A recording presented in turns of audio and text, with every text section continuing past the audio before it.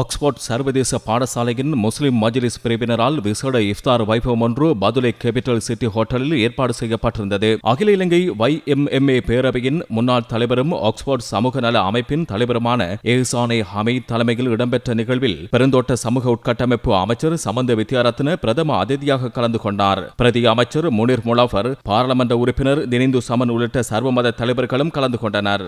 Colombo times ஏற்பாட்டில் இஃப்தார் நிகழ்வொன்று கொழும்பு மென்டலினா ஹோட்டலில் இடம்பெற்றது. கொழும்பு டைம்ஸ் பிரதம ஆசிரியர் முகமது ரசூல்தீன் தலைமையில் இடம்பெற்ற நிகழ்வில் பிரதி சபாநாயகர் வைத்தியர் ரிஸ்வே சாலே, சவுதி அரேபிய தூதுவர் காலித் ஹமுத் அல் கஹதானி ஆகியோர் சிறப்பு விருந்தினர்களாக கலந்து கொண்டனர். வெளிநாட்டு தூதுவர்களும் இதில் கலந்து கொண்டனர். ஆஷேக் சஃப்ராஸ் இக்பால் ரமலானின் சிறப்பு பற்றி உரையாற்றினார். கொழும்பு டைம்ஸ் சிங்கள இணைய பதிப்பும் ஆரம்பித்து வைக்கப்பட்டது. ஹாசிம் உமர் ஃபவுண்டேஷனினால் முஸ்லிம் ஊடக அமைப்புகளுக்கு நிதி உதவி வழங்கப்பட்டது. இத்திட்டத்தின் கீழ் சிலோன் மீடியா போரத்துக்கு வழங்கப்பட்ட நிதி உதவிக்கு ஊடகர் மகிழ்ச்சி பெருநாள் எனும் துணைப்பொருளில் ஊடகவியலாளர்களுக்கு புத்தாடை வழங்கும் நிகழ்வு இடம்பெற்றது. அத்துடன் சாய்ந்தமருது பிரதேச சமுர்த்தி சமுதாய அமைப்பு மற்றும் சிலோன் மீடியா போரத்தின் வருடாந்த இஃப்தார் நிகழ்வு சாய்ந்தமருதில் இடம்பெற்றது.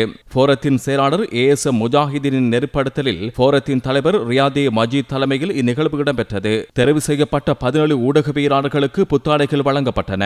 கல்முனை மாநகர ஆணையாளர் ATM ராஃபி உள்ளிட்ட பலர் கலந்து கொண்டனர்.